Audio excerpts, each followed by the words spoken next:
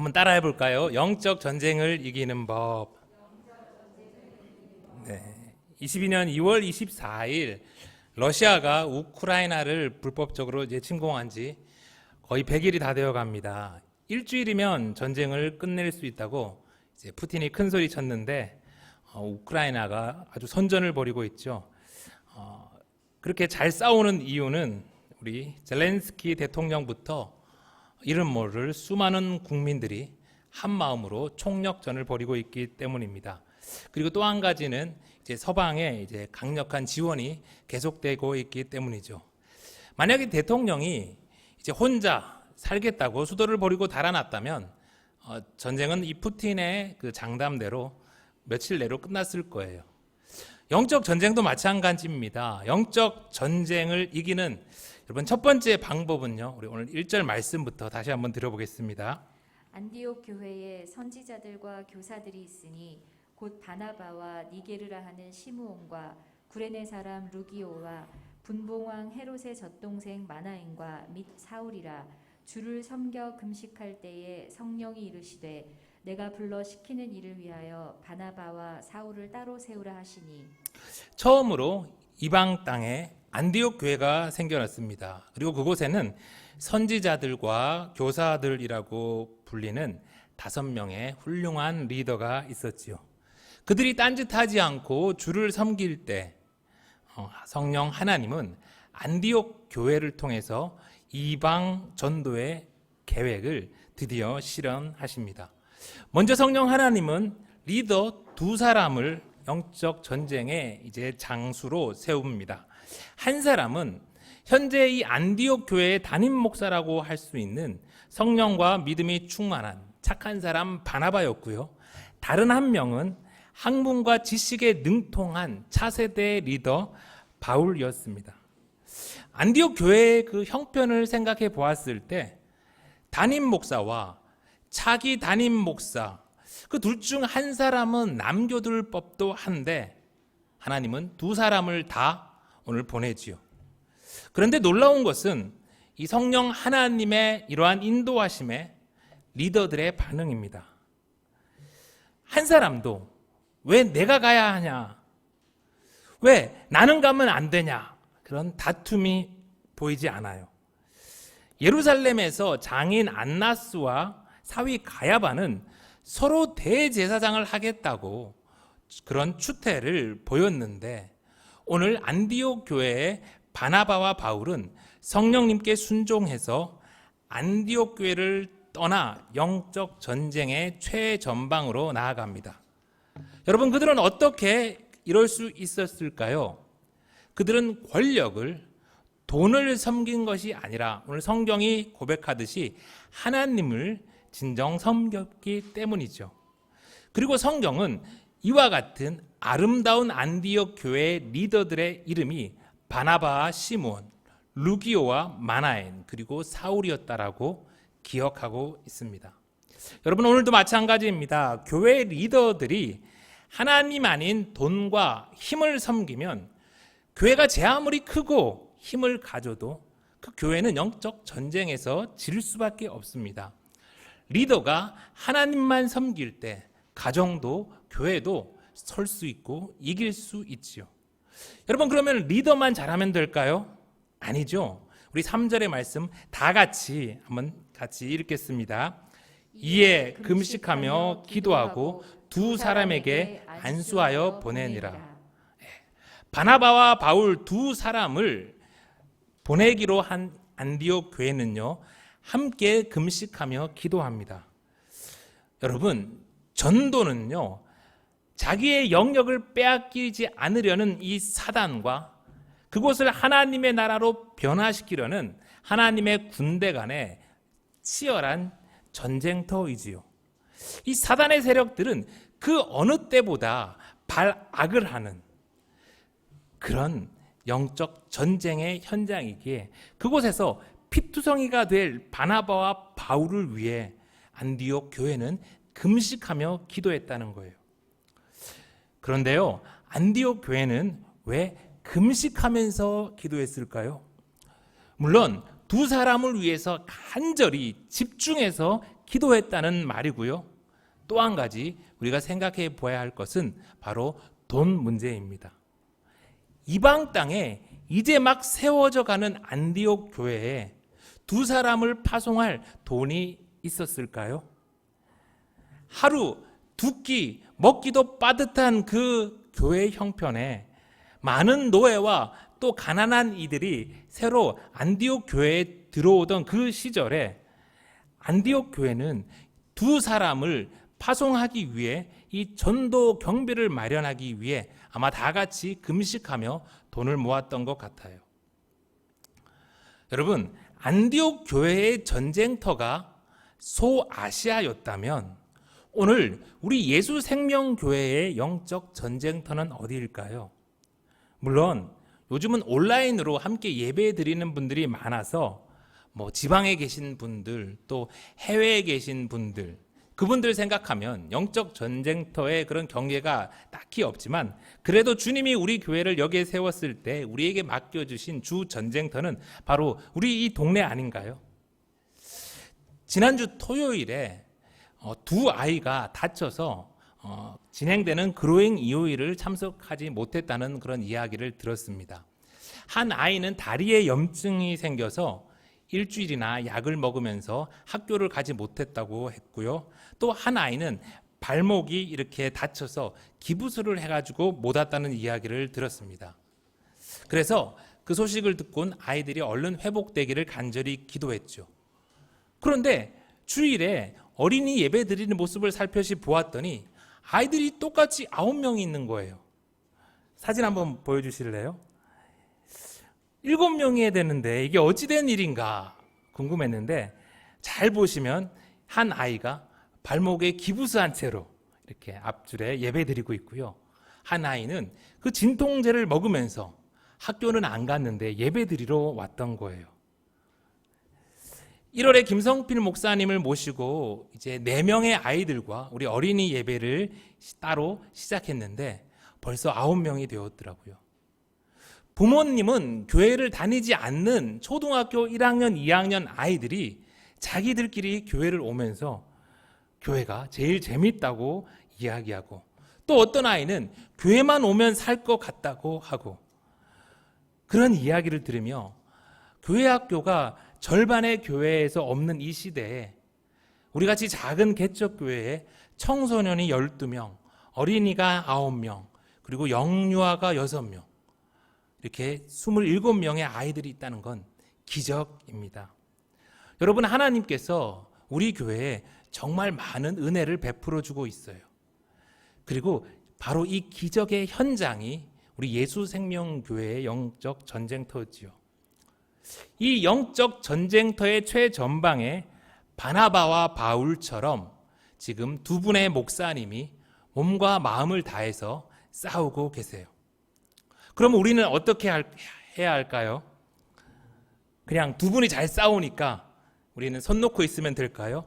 아니지요. 오늘 이 안디옥 교회처럼 간절히 금식하며 기도해야 합니다. 엊그제 금요일 정말 오랜만에 코로나 이후로 모이지 못하다가 다시 모여서 기도했죠.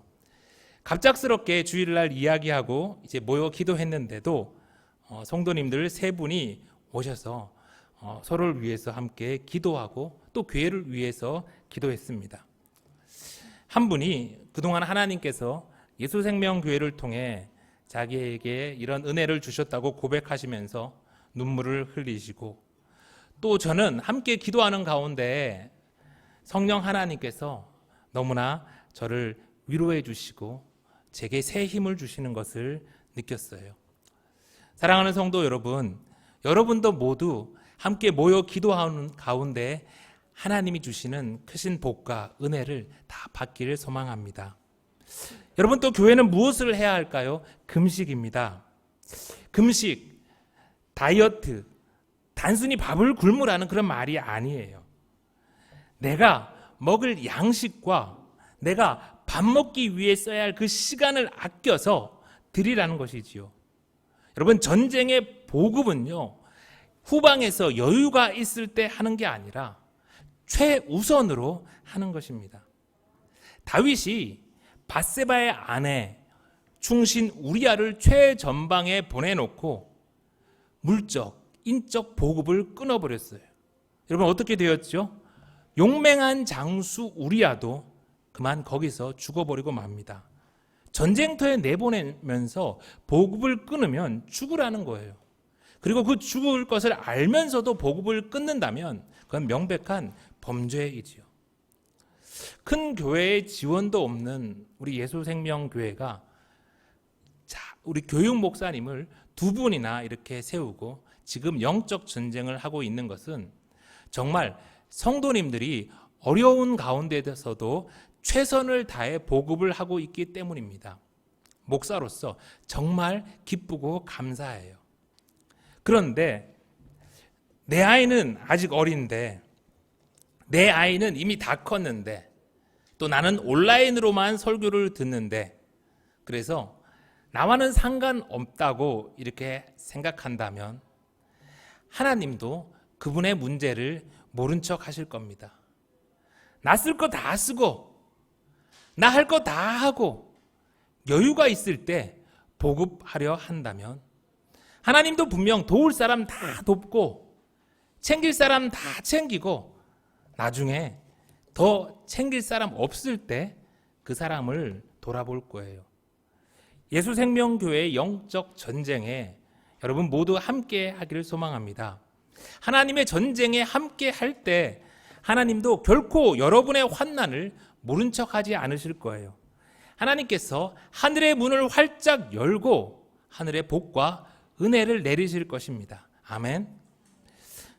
이제 영적 전쟁에 이기기 위한 두 번째 방법입니다. 5절의 말씀을 듣겠습니다. 살라미에 이르러 하나님의 말씀을 유대인의 여러 회당에서 전할세 요한을 수행원으로 두었더라. 온 섬 가운데로 지나서 바보에 이르러 바 예수라 하는 유대인 거짓 선지자인 마술사를 만나니 바나바와 사울이 구브로 섬의 동쪽 끝 살람이란 곳에서 서쪽 끝 바보라는 곳까지 180km의 다리의 섬을 관통하면서 복음을 전했습니다. 그런데 그 여정 가운데 어떤 결실이 있었는지에 대해서 성경은 침묵하고 있어요. 왜요? 아무런 열매가 없었다는 거죠. 여러분, 위대한 바나바와 사울입니다.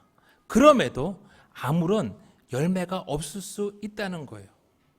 그런데 여기 아주 중요한 영적 전쟁의 승리의 비법이 있습니다. 반대에 부딪히고 아무런 열매가 없더라도 바나바와 바울은 멈추지 않았다는 거예요. 그들은 열매가 없었지만 실망하지 않고 포기하지 않고 계속해서 복음을 전하며 끝에서 끝까지 나아갑니다.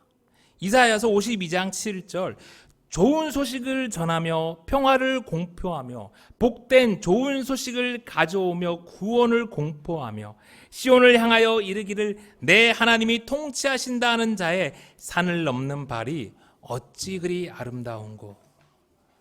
이사야는요, 좋은 소식을 전하는 자의 발을 가리켜 아름답다고 했습니다. 복음을 전하는 그 발은 성공과 실패에 상관없이 아름답다는 거예요. 예수님이 그러셨어요. 수많은 기적과 은혜를 베푸셨음에도 예수님은 다니는 곳마다 배척을 당하셨죠. 급기야 십자가에 달려 억울하게 돌아가셨어요. 그러나 그 모든 것을 아시고도 예수님은 실망하지 않고 포기하지 않고 끝까지 복된 소식을 전하십니다. 사랑하는 성도 여러분, 우리가 살다가 작은 전투에서는 질 수 있어요. 그러나 우리가 포기하지 않는다면, 우리가 끝까지 싸운다면 우린 전쟁에서 무조건 이깁니다. 왜냐하면 우리가 싸우는 이 전쟁은 이미 예수님께서 이겨놓은 전쟁이기 때문입니다. 포기하지만 않으면, 우리가 끝까지 싸우면 반드시 승리할 줄 믿으십시오. 이제 7절의 말씀입니다. 그가 총독 서기오 바울과 함께 있으니 서기오 바울은 지혜 있는 사람이라 바나바와 사울을 불러 하나님의 말씀을 듣고자 하더라. 이 마술사 엘루마는 이 이름을 번역하면 마술사라. 그들을 대적하여 총독으로 믿지 못하게 힘쓰니. 드디어 바나바와 바울이 하나님이 예비한 사람을 만납니다. 복음을 듣고자 하는 사람을 만난 것이지요. 여러분, 우리도 포기하지 않으면 하나님의 때에 하나님이 예비한 사람을 만날 것입니다. 우리가 포기하지 않으면 하나님의 때에 하나님의 은혜가 임할 것입니다. 그런데 그때 여러분, 그 옆에 누가 있습니까? 마술사 엘루마가 있어요.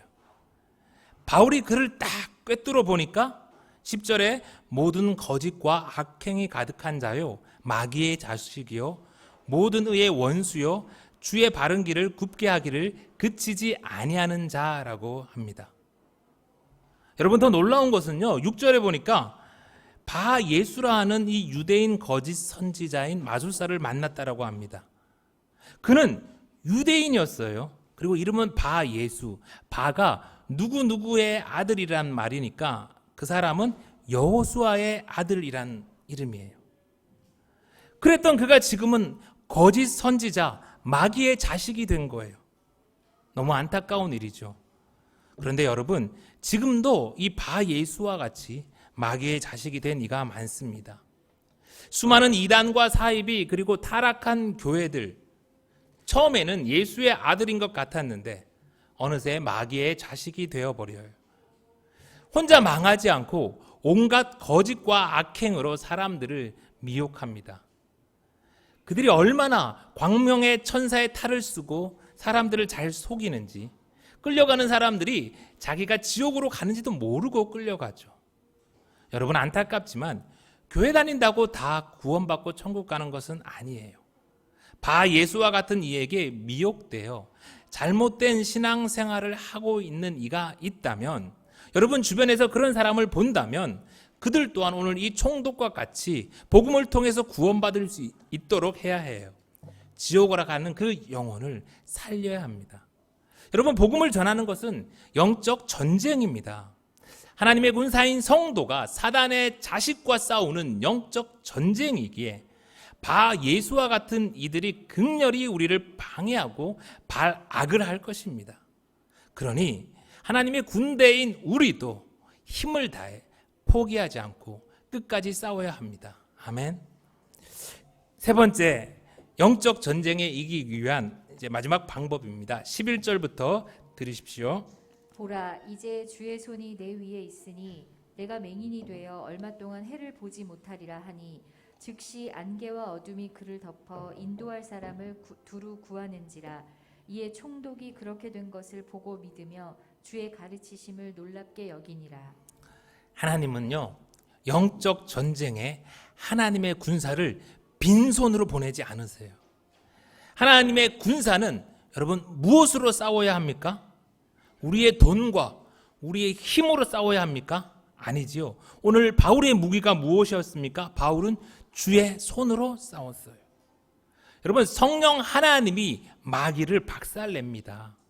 내가 지식이 부족해도, 내가 돈이 없어도, 힘이 없어도 걱정할 필요가 없어요. 우리가 성령 충만하기만 하면 성령 하나님이 사단을 박살내요. 그러니 영적 전쟁에 있어서 성도는 무엇보다 성령 충만을 구해야 합니다. 구하라, 그러면 너희에게 주실 것이요. 찾으라, 그러면 찾아낼 것이요. 문을 두드리라, 그러면 너희에게 열릴 것이니. 누가복음 11장 13절 우리 다 같이 한번 봉독합니다.